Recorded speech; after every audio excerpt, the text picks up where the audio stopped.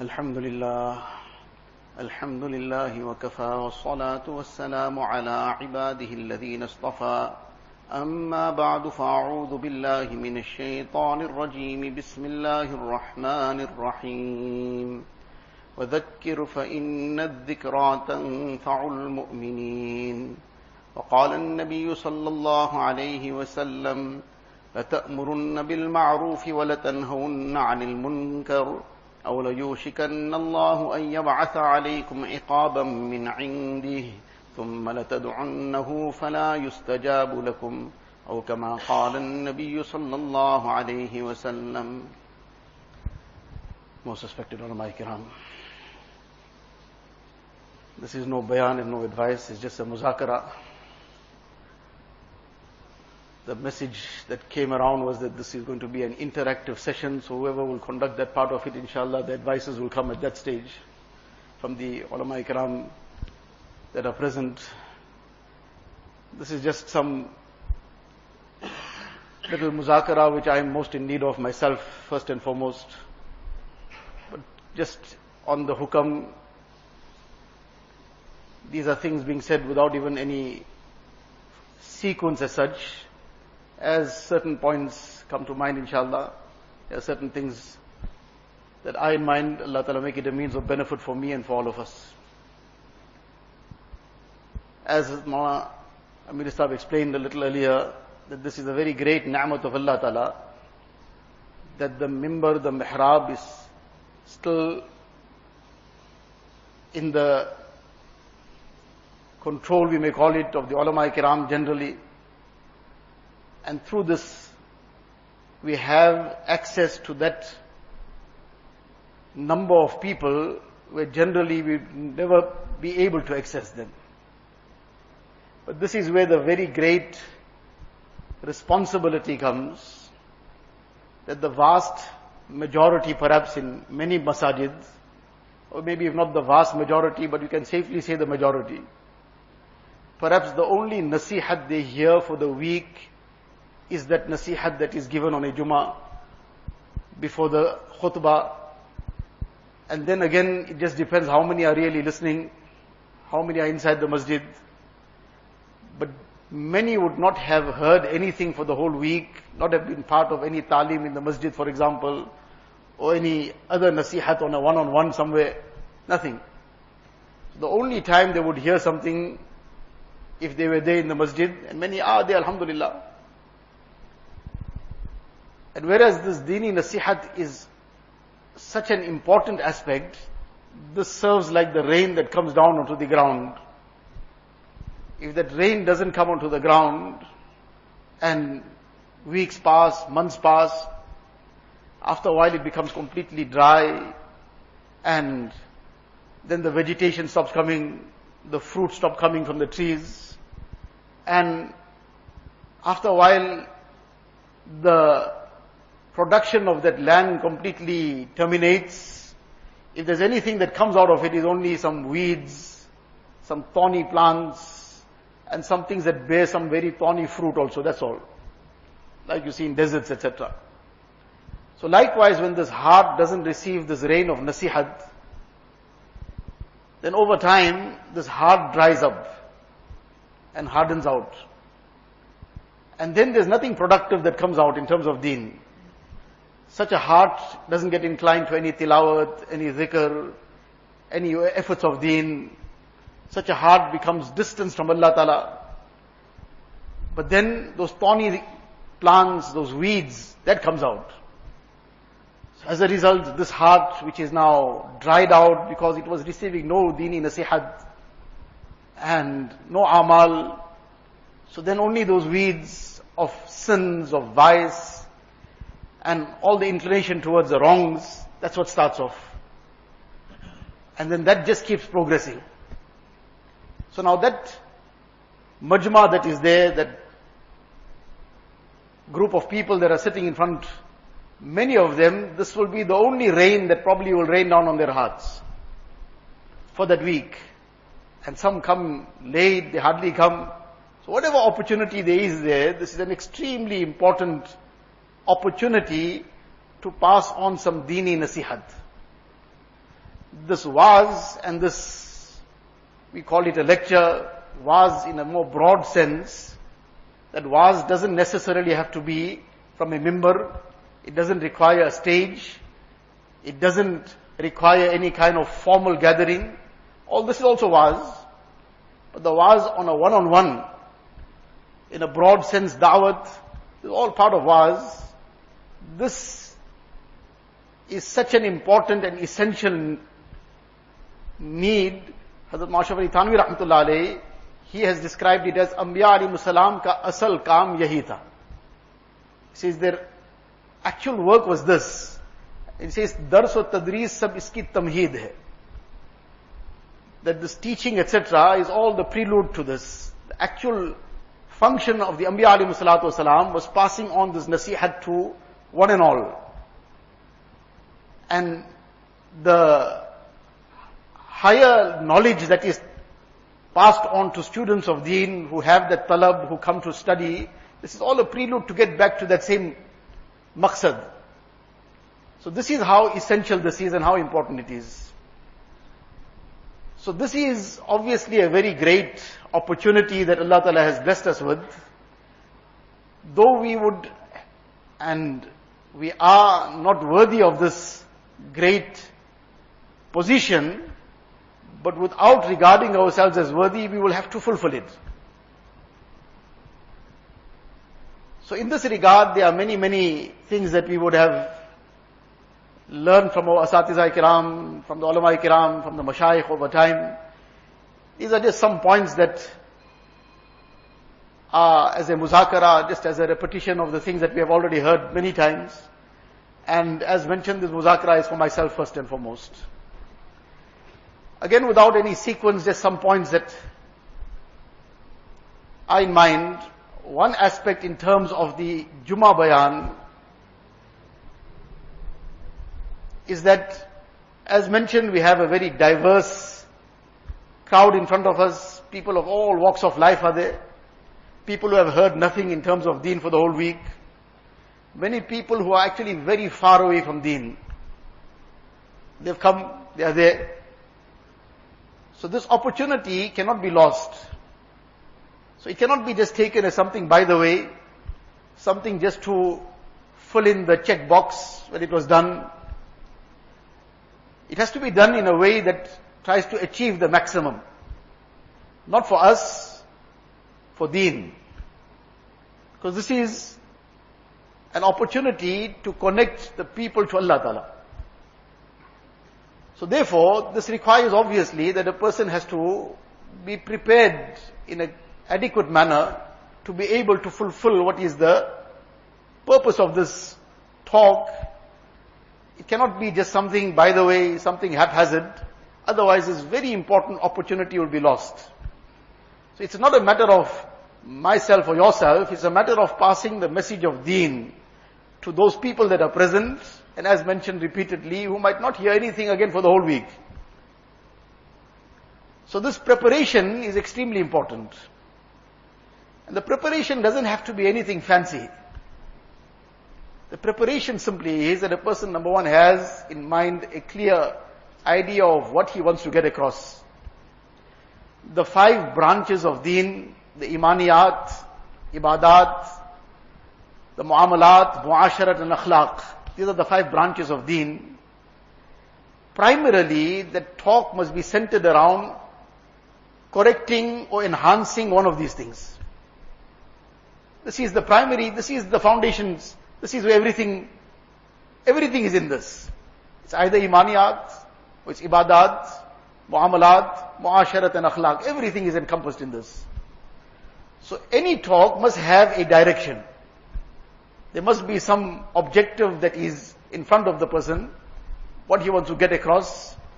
And what he wants to get across must be primarily in this. It's sometimes the month of Ramadan, for example. So obviously he's going to be discussing the aspects of Ramadan, the fasting.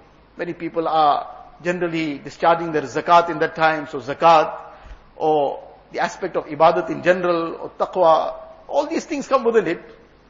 So sometimes it's going to be a situation about discussing some aspects of muamalat. That's part of it. people's business transactions, how they're going about it, what the concern of halal and haram is. It's all falling part of this muamalat. The innumerable, unfortunately, almost innumerable social problems. So all this falls under the aspect of muasharat, and due to the lack of akhlaq, that all these things come in. And then akhlaq itself is such a broad topic. So it doesn't have to be something very high, flying. And sometimes we try to consider that group of people that are probably very intellectual. They form a very, very small percentage of that whole gathering. They might be 5%. Now we're talking sometimes the 5%, we lost the 95%. We talk to the 95% and the 5% inshallah also will take their benefit from it. So the one aspect is this preparation. And the preparation must be in this direction. Talking about sometimes some very high level things which are beyond the level of that group that are being addressed, the people that are being addressed, this doesn't serve the purpose. The advice of Hazrat Abdullah bin Mas'ud radiallahu ta'ala anhu, Hazrat Ali radiallahu ta'ala anhu, various other Sahaba in this regard, speak to people according to their level. Speak to people what they can understand. أَتُحِبُّونَ يُكَذَّبَ اللَّهُ وَرَسُولُهُ. You're going to speak to them so high things, just now they'll start getting into doubts. Because they didn't understand the concepts, it's so deep. The Jumuah platform, that is for the dars. That is for something, for a different place and time. So the Jumuah platform has to be used to the maximum to get a message across to that very diverse group that is sitting there. So the one aspect is the preparation. So the preparation simply is that there is a direction, there's a clear direction of what the person wants to get across, the ayat of the Quran Sharif that relate to it, the hadith, and to explain that in the light of the explanations of the akabir, etc. That's what it is all about. And obviously keeping in front whatever the halat hazira are, the current affairs, so that people can be guided in the light of the Quran and Sunnah with regards to these issues. So it is going to be still Islah ibadat and Islah muamalat and Islah muasharat, etc. But the current issues need to be addressed, which people get caught up in or people become affected by. Those things need to obviously be addressed. The other very important thing in this regard is the aspect of time. On the one hand, especially Durban, most masajid in Patel, we have the luxury of probably about 25 minutes in most masjids, plenty of masjids, half an hour.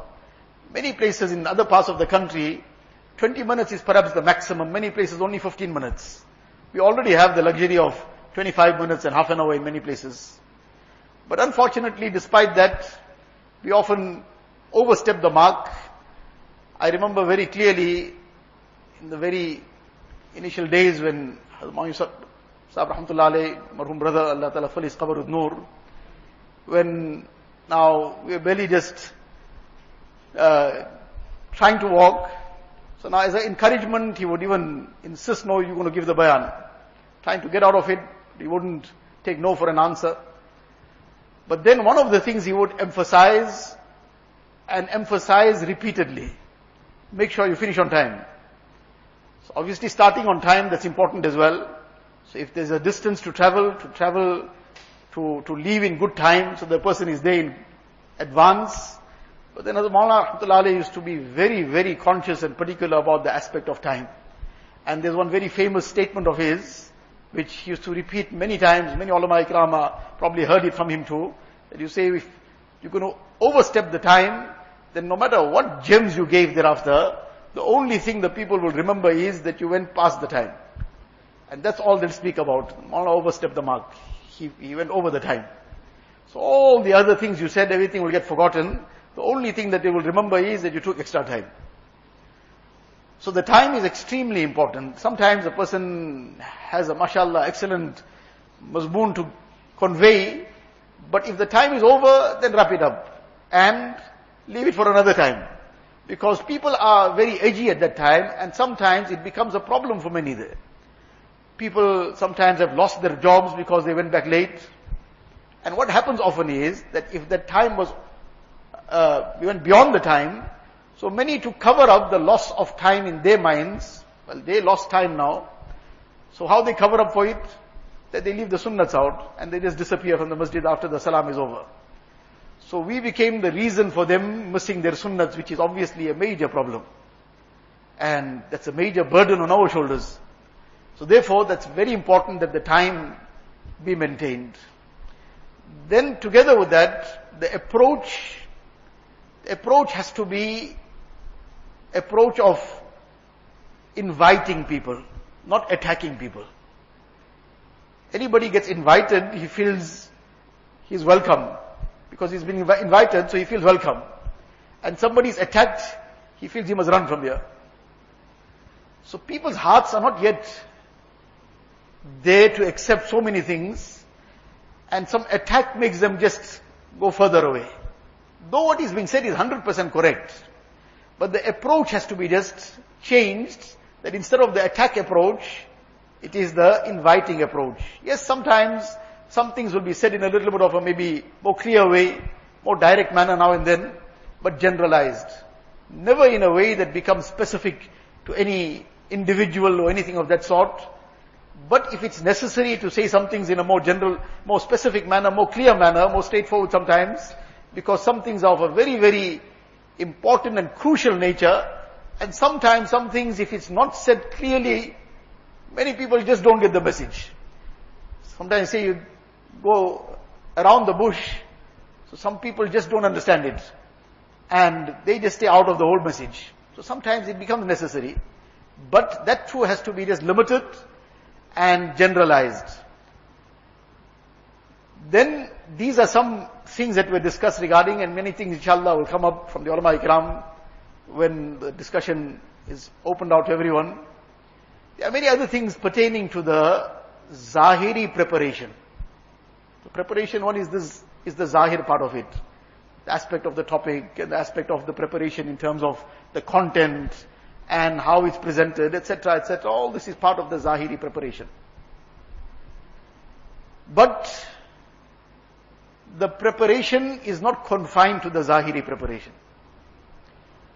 The talk of deen is not just something that is like any other, some lecture delivered in some university, or it's some business seminar, a person is giving some talk somewhere. This is a very different thing. This is something which, more than speaking, the tongue speaking to the ears of the people, it's to try and make the heart speak to the hearts of people. That requires a very different preparation. This is what we learn from our Kabir, from the Ahlullah, Mashayikh, that the preparation that they encouraged, that they made themselves, was on a very different note. Hazrat Abu Darda radiyallahu ta'ala an, it was an occasion just prior to a battle. So he gathered the Sahaba Ikram that were in that battle, and he addressed them, and he said to them, Ayyuhan nas, amalun salihun qabla al-ghazw, innama tuqatiluna bi'a'malikum. That he addressed them and he said, Ayyuhan nas, amalun salihun qabla al-ghazw. That engage in amal before that battle is to come tomorrow. Why? Innama tuqatiluna bi'a'malikum. You do not fight on the basis of your weaponry, on the basis of your numbers, on the basis of your physical strength. All this is part of the means, asbab, so you'll adopt it. So you not abandon these things are to be adopted. And therefore the discussion first centered around the zahiri preparation also, this part of the asbab. But the reality of that strength is not in the external self. Innama tuqatiluna bi'a'malikum. This is a very different fight. You will fight on the basis of your amal, meaning your winning and losing is based on this. The numbers might be very big, but وَيَوْمَ حُنَيْنٍ إِذْ أَعْجَبَتْكُمْ كَثْرَتُكُمْ فَلَمْ تُغْنِ عَنْكُمْ شَيْئًا. That the strength in numbers was tremendous, but ujb came in, and that too in one or two people one statement of ujb came out. لَن نُغْلَبَ يَوْمَئِذٍ مِّن قِلَّةٍ. That one statement which had some little maybe leaning towards ujb. Not necessarily it was ujb. But on their level, that too, that little slight probably inclination towards it became a major test. So now the numbers were there, but there was some slight little deficiency in something which Allah Ta'ala wasn't happy with. So everything was lost for a while. Until then the tables turned. So, this is what he was explaining and giving. إِنَّمَا تُقَاتِلُونَ بِأَعْمَالِكُمْ. That your strength lies in your amal. You will use the external asbab, but the success is not in that. The success is in the internal preparation and what has been brought within oneself. So now this is where the same message comes from. And we look in the lives of the Akabir, the Ahlullah, throughout the era, every era and every age, that this was their very special aspect, that they were filled with that internal preparation. And this is what turned the hearts, turned the tides. It turned many things. So in terms of this internal preparation, there are many things, and all this is just part of the muzakara as mentioned earlier. This is just a muzakara, and I'm most in need of this. So just again the same things that we've heard repeatedly, just touching on those things as a revision. Obviously the niyat is part of that preparation. Refreshing that niyat. One is it's there, alhamdulillah, every person, mashallah, the ikhlas is there. But this repetition and the refreshing of that niyat, the refreshing of that niyat, one part of that refreshing of the niyat, obviously, whatever is done solely for Allah Tabaraka wa Ta'ala. So obviously that, mashallah, every person will make that niyat. Then, together with that, the niyat for ourselves. That what I am going to be saying, I am most in need of it. And I am in need of it first and foremost. And the person being addressed is myself first. Yes, there's a responsibility to pass on the message of deen. So inshallah, with the help of Allah Ta'ala, we'll try to do that as well. But first and foremost and primarily, I'm addressing myself. That's a very important part of that niyat. Mashawari Thanvi Rahmatullah alayhi, he used to say that whenever I find some deficiency in myself, now we're talking about what kind of personality and what deficiency he might be talking about, but nevertheless, when I find some deficiency in something in myself, so he says, I give a bayan about it. Now, he's explaining this, he's saying, I find a deficiency in myself, I give a bayan. That already shows that these people, they gave bayans for themselves, and also passed it side by side to others. So he sees with the barakat of that, by now saying it to others also, Allah Ta'ala grants the tawfiq of doing it yourself. So now that part of the niyat, very important part of the niyat, that this is what I need, I'm doing it for myself. Then together with this niyat, obviously, and just on this niyat of, this aspect of niyat and ikhlas, when this niyat is there, that it's for Allah Ta'ala alone, then it won't matter that what the numbers are in front of us. Whether it's one person, or whether it is 1,000 people, that won't make any difference. If you look in the lives of the Akabir, this is the lesson they gave us. These are only just words. Allah Ta'ala gave us the reality. But this is what was the reality in their lives. Hazrat Shah Ismail Shaheed Rahmatullah alayhi, that famous incident about his, where he gave that very eloquent bayan and lengthy 2-3 hours. And then after the talk was over, and as people were leaving, one person now is coming huffing and puffing. He got late, got delayed somewhere, coming from far off. And when he came to know that people are already leaving, and he let out the sigh out of that disappointment. So Shah Sahab heard this and he got to know about it. He called for him, he said nothing to feel disappointed about. He made the one person sit there and he gave that full bayan in the same manner again. For the one person. Because he said that too was being done for the one Allah, this too is for the same one Allah. So that niyat. So if that is being done for Allah Ta'ala, then it won't matter whether there's a crowd of 1,000 people or one person. Whether it is in some remote area where there's just very few people there or whatever it is, Sometimes it might be in that very small gathering that where the production comes out from. Some person there takes it to heart in such a manner that he then he turns his life, he becomes a means of turning his family, and then from there Allah knows best what goes on. Sometimes in a whole big gathering, maybe it didn't have that effect like it had with that one person. So the production is not based on numbers, the production is where Allah Ta'ala puts it, and that in terms of the means, to the extent of that ikhlas, to the extent of that tawajjuh ilallah. So any case, that requires refreshing, it requires reminding ourselves. Once in Karachi, there was one elderly person from Kashmir, he passed away now. So he was the first murid of Shaykh Hakim Akhtar Sahib rahmatullah alayh. He used to work in that matab. Hazrat was initially used to do some hikmat as well. He was a Hakim obviously. So he had a small little like a surgery. So this person he was his assistant. And when the letter of Hazrat Shah Abrahul Haq Sahib rahmatullah alayh came, giving him ijazat, so Hazrat got a shock and he told him, read this. So he read it. So as soon as he read it, he said, I'm your first murid. So any case, he mentioned it, I heard from him directly. So he says for a long time in the Khanqa, there used to be sometimes 2, sometimes 3, sometimes 4, maximum 5 people on a general majlis. And this carried on for years. But that majlis didn't stop for anything. Between 2 and 5 people, there was some special program, some whatever, then there might be a bigger gathering. Otherwise, 2 to 5 people, this carried on for years. Until the time came when there used to be 3 majlises a day, and the masjid used to be overflowing each time, and people from so many parts of the world. But the initial part, for years it carried on like this, and it didn't stop for anybody, because that was not how many people are in front. It was the word of Allah Ta'ala has to be conveyed.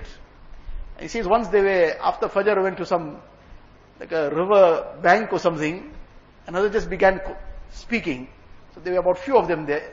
After Fajr, others used to even come to South Africa, sometimes go to some place where you make zikr in the morning in some park or whatever. So they reached there and others started giving some nasihat. And then it became Ishraq time, they performed the Ishraq Salah, I started continuing the nasihat. There were 5 people there. He says then suddenly it started becoming hot, so they put some sticks in that sand, and some had some scarves, put that scarf, half a dozen people, less than half a dozen people maybe. He says carried on almost till Zuhr time. So a once-off thing, but he says carried on almost till Zuhr time. This was something overcame him at that time, but that didn't matter that now 5 people, 6 people, what I'm giving this long bayan for them. So the one aspect is that this ikhlas, this is what we see in the lives of our kabir, and that is what brought that barakat. Then together with that, obviously to the extent that there is, this is also the Rasiyat of Hazrat Rahmatullah Alayh, you say those are involved in giving talks, in teaching, in Islah Khalq. It's extremely important that there must be some time for khalwat, for their own ibadat, for their tawajjuh ila Allah. I used to quote the example of Mawlana Rum Rahmatullah Alayh, and he used to expand on it, that if a person is drawing water out of a well, so now drawing water out of the well, so when a person is drawing that water, after a while he pauses, because the water comes from beneath again. Now he continues drawing water, after a while that level keeps dropping. And if he doesn't pause, that level drops to the point where now it starts hitting sand, that mud. So it says that he has to pause, meaning he has to have his time for khalwat, and for the time for his ma'mulat, for his dhikr, for his tasbihat, for his tilawat. Otherwise, he's only passing the water on, but he's not allowing time for the water to fill in. After a while, he'll start distributing that muddy water. And then sooner or later, he'll start hitting the mud itself. So now when there's no time for that khalwat, no time for one's own ma'mulat, etc., then instead of passing on the water of ilm, the water of the muhabbat of Allah Ta'ala, Allah forbid, the muddy water and then the mud of nafsaniyat might start. And instead of conveying things that will become a means of drawing people closer to deen. It might become an opportunity to start maybe scoring points. It might become an opportunity to do other things and actually start extracting some other benefits, ulterior motives. So all these become issues then when there isn't time for one's personal self. As Shaykh al-Hadith Mawaz Zakaria Sahib Rahmatullah Alayhi, he once wrote to one Khalifa of his who had been, perhaps at that time, it was probably recent, that he had been appointed as a principal of one madrasa. So he wrote to him that you are a principal of the madrasa. If you want your madrasa to prosper, then you must give at least 2 to 2.5 hours of your time in the remembrance of Allah Ta'ala. 2.5 hours obviously will include your tilawat and your tasbihat and dua and tahajjud and nawafil, etc. Now, this was the letter he wrote to the person associated to him who was now appointed, that you want your madrasa to prosper. Obviously, the prosperity of it is not just the zahir. The prosperity of it is what will be the production for deen. Otherwise, the external structures, etc. So the most prosperous places started off without these external structures also. Started off under trees. But the prosperity, it was more prosperous than the best places with the best structures. The real prosperity is in that aspect. So you want your place to prosper, then you must dedicate 2 to 2.5 hours in zikr. Zikr is now in a broad aspect, obviously. Tilawat is also part of the zikr. All the ma'mulat, etc., nawafil. Now this was that very important thing in the lives of these personalities. Hazrat Mufti Ahmad Khanpuri Sahib, Dawn Barakatuhum, here in South Africa, once cannot recall where he gave the bayan, but he mentioned 2 incidents that Hazrat Ilyas Sahib Rahmatullah Alayhi has written somewhere, or he mentioned in some bayan. One incident he mentioned about one sheikh. In his majlis, normally there would be pin drop silence. And one day, people are just talking and whispering to each other, and it's like a very unusual situation. So the khadim, he's looking at the scene and he's totally amazed, what's going on today? So now when he looked at the sheikh read his mind, so to say. From the expression, he saw what this person is all amazed about. So he pointed to his knee. Now this became an even bigger riddle. The people are behaving unusually today. And what link has this got to do with the knee? So then he explained to him, actually you see, my knee, I was suffering with a lot of pain last night. I was in quite a bit of pain, due to which I did not manage to complete my mamulat for the night. What you're seeing is the effect of that. So Alim Asab Rahmatullah Alayhi, after quoting this, he then comments, he says, if this is the effect of one alim, that by missing out his mamulat, this was the effect on his gathering, if the entire group of ulama miss their mamulat, it would be the effect on the ummah. So, this was one incident Hazrat Mufti Ahmad Khanpuri Sahib quoted. And then the other incident he quoted was also what Hazrat Ilyas Sahib Rahmatullah Alayhi had mentioned somewhere, that there was one alim in Damascus. He used to conduct some dars-e-Quran after Fajr Salah.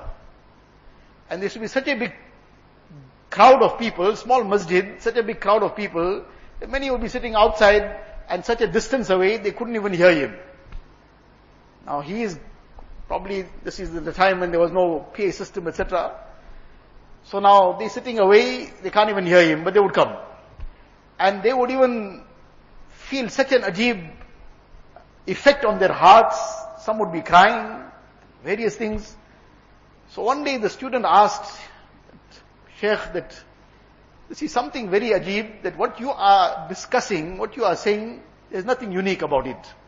You're not saying something that anybody else hasn't said, something that's not available anywhere, anything out of the ordinary.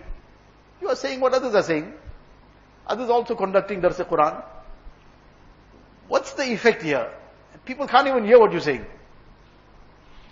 So just as a lesson to him, otherwise normally they wouldn't even express these things, but this was now somebody who was out of talab asking the question, and to serve as a lesson to him, he said, well, you are just seeing this very ordinary discussion only, that I'm not saying anything extraordinary, and that is it. What else is there to say? But he says that the 10 paras tilawat I make at night before this is the effect of that. So this is the effect of that tilawat. It's not the effect of my words. So this was the very, very important part of that which turned the hearts of people. What happened behind the scenes, as we call it. That's an extremely important part of this preparation. Many of our akabir, many of the recent time akabir, it was mentioned about them that if it has been decided that now they have to give a bayan somewhere, then they would go aside, make some jahri zikr first. Sometime during that, before that time that they have to now go and deliver the bayan. Because everything depends on what's inside the heart. Azdil khezad, bardil rezad. From the heart to the heart. So now, what are the jazbat, what's going on in our hearts will impact on the hearts of others also. And therefore, these people made so much of effort on the heart itself. So that very simple words that we also said, but it had such a tremendous effect that it changed people's lives. There was one person, Hazrat Maulana Sahib Rahmatullah Alayhi, once just in passing mentioned it. He says this person, years ago story this is, that person had come to Masjid Nurul, Madison Road. At that time it was in the recent years. It had just started off maybe 4 or 5 years prior to that. So the person who he was mentioning was not living very far off. He was somewhere in the vicinity. So one day he happened to come for Jumuah there by mistake. He came by mistake. By mistake meaning he didn't want to come there. But he probably was meaning to go to some other masjid. But somehow when he got there, it was all, the parking was full, he was getting late. And for whatever reason then he decided to, or he took some other turn and he ended up on Madison Road. So Allah Ta'ala willed it. He found some space to park. So he parked there. But now it was easy for him to walk in, so he walked in. And now probably with the intention that just out of desperation now he's coming in. But next time he'll never come back. Perhaps Allah knows best whether that was in his mind or not. I'm just guessing. It says when he came and he sat there, and then later on, then he carried on coming. But he didn't mention anything to anybody. But much later, once he came and he explained this whole story tomorrow. That I came for the first time when I came was purely by accident, we can call it, by mistake, by chance, or without wanting to be here, I was here. But then that was the first time that I came and I never stopped coming. Because that had such an impact on my heart, I just realized that this is what I was looking for. This changed my heart and made me realize that this is where the truth is coming. But now this is where the point comes that there was something, wasn't just words. It wasn't just expressing some facts and figures. It was the heart speaking. So the heart spoke to the heart. So now this heart speaking, this is what we see in the lives of our Akabir. This is what we see in their lives, that this is that very great effort that they're made. So in any case, in terms of this, some of the things that, there's a very broad discussion, but just some points on a more specific note in terms of some amal, etc. One is obviously around istighfar, prior to that discussion, prior to that talk.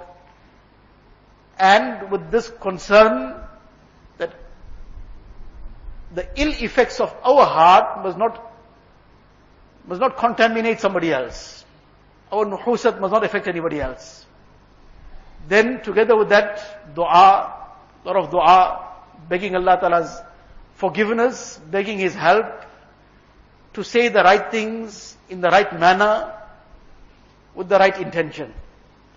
This is the malfuz actually of Hazrat Allama Shabbir Ahmad Usmani Rahmatullah Alayhi, where he used to say, Sahi baat, sahi tariqe se, sahi jazbe ke saath, be asar nahi jati. What is being said must be correct. Sahi baat, sahi tariqe se. It must be said in the right manner also. You're saying sometimes the right thing, but saying it in the wrong way is going to sometimes lose the entire effect. It might sometimes become counterproductive. Instead of bringing somebody closer, it might chase him away. So what is being said must be right, obviously, but it must be said in the right manner also. And sahi jazbe ke saath is nothing but that niyat. with the right intention. He said, Be asar nahi jati, it doesn't go without its effect. Sooner or later it will bring its effect. Sometimes at that moment it might seem like nothing happened. But that has actually planted a seed. Maybe somebody else will water that seed. And maybe somebody else will water it further someday. And somebody else will shine the sun on it. And then eventually it will come out of the ground. That sprout will come through. But that which was said with ikhlas, in the right manner, the right things were said, it has planted a seed somewhere. Inshallah, the person puts himself again in the right environment, he'll get watered. So, that is that very important aspect about dua, that besides istighfar, dua, then among the a'mal, Hazrat Madni Rahmatullah alayhi, it is mentioned about him that among his ma'amuls before any bayan, would recite Durood Sharif 7 times. La ilaha illa anta subhanaka inni kuntu min al-zalimin. Rather, subhanaka la ilma lana illa ma 'allamtana innaka antal alimul hakim 7 times, and then Durood Sharif again 7 times. So this too is something to make amal upon. Reciting Surah Ikhlas 3 times, and passing on the thawab to our parents, Asatizah Kiram, and all those who have been a means of deen reaching us. After all, it is their barakat with which we say one word to. So, this is a very small token of appreciation, but in this appreciation is where the barakat is. This barakat is in this appreciation. And when a person will keep expressing this appreciation in this manner, Allah Ta'ala will open the doors of that barakat. On this note of this appreciation and barakat, Hazrat Mufti Farooq Mirti Sahab,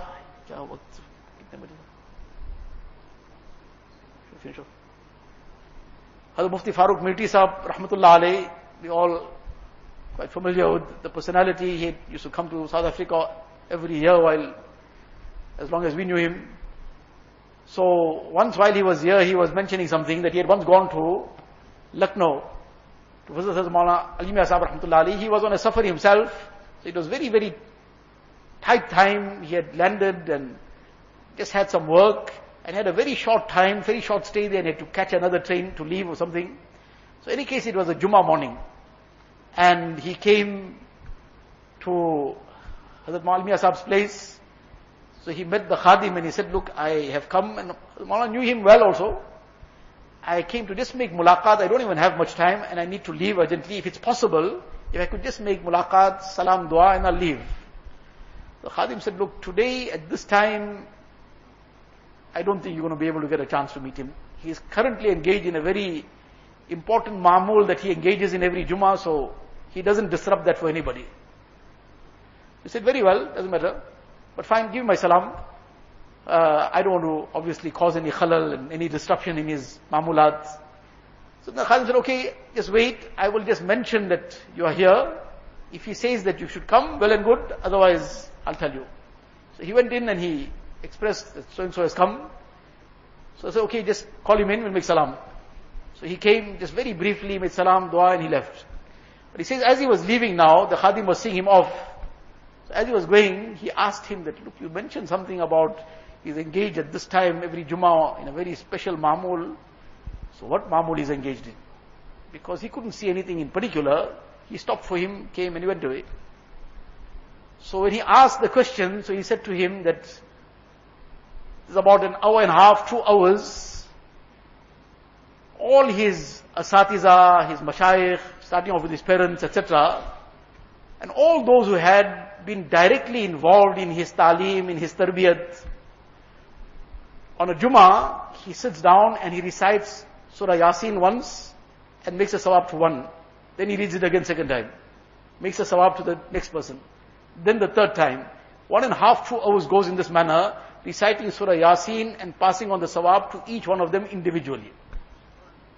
All these personalities and all these people who had a direct role in his talim and his tarbiyat, he used to make isale sawab of one Surah Yasin for each one of them individually. At least we can try and make it collectively for everyone in one Surah Yasin also, inshallah. But these were the things that all collectively brought that barakat and brought that asar and effect. And then we find that in some simple words and a few statements also, that impact and that effect came, which sometimes we might give a lengthy bayan, but we won't find that effect neither on our hearts or anybody's hearts. So this is what is that batini preparation, and this batini preparation is the very essential thing. To finish off again on that statement of Hazrat Abu Darda radiyallahu ta'ala an, where he addressed the Sahaba, Ayyuhan nas, amalun salihun qabla al-ghazw, innama tuqatiluna bi'a'malikum. Your qital is on the basis of your a'mal. This is where the effect of that qital comes. And all the dini khidmat, all fall under the same direction and guidance. Qital is the highest level of it, but every effort of deen is also part of that same. It's all i'la'i kalimatullah. So all will fall under the same usuls and principles. And just as that qital is bi'amalikum, there's also a kind of qital, not on that level, in a different note, but this is also bi'amalikum. So this is that batini preparation. So the zahiri preparation is also very important, and the aspects that were discussed about the time, etc. And also this batini preparation. As mentioned, this is just a muzakara, what I needed most. May Allah Ta'ala give me also the tawfiq, bless all with the tawfiq. Allah Ta'ala accept the khidmat of the ulama kiram and make it a means of tremendous khair and benefit for one and all. Wa akhiru da'wana alhamdulillahi rabbil alamin.